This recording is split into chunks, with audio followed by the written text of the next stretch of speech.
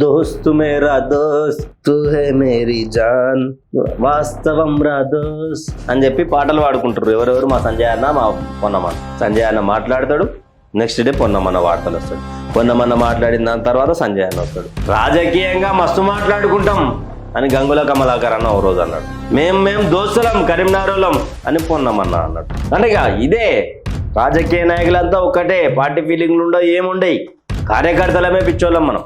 నిన్న పెద్ద ఎత్తున బండి సంజయ్ గారు మాట్లాడారు ఈ విషయం మీద. ఈరోజు పొన్నం ప్రభాకర్ గారు మాట్లాడుతున్నారు. వీళ్ళు ఏం లేవనెత్తుతున్నారు కాంగ్రెస్ పార్టీ అంటే, కేంద్ర సహాయక మంత్రి అయినటువంటి బండి సంజయ్ గారు ఆరోపణలు ఏవైతే ఉన్నాయో ఆ ఆరోపణలు కేటీఆర్ గారు ల్యాండ్ క్రూజర్ల మీద చేశారు కదా, ఆ ల్యాండ్ క్రూజర్ల మీద చేసినటువంటి ఈ సహాయక మంత్రి బండి సంజయ్ గారు చేసినటువంటి వాక్యాల మీద పొన్నం ప్రభాకర్ గారు ప్రెస్ మీట్ పెట్టి మాట్లాడుతూ రాష్ట్ర ప్రభుత్వము ఆదేశాలు జారీ చేసింది దీని మీద ఎంక్వైరీ చేయాలని. అంటే బండి సంజయ్ గారు ప్రభుత్వానికి వ్యతిరేకంగా కొట్లాడుతూ ఉన్నారా, ప్రతిపక్షం మీద కొట్లాడుతూ ఉన్నారా అనేది దీని మీద క్లారిటీ రావాలి ఒకసారి.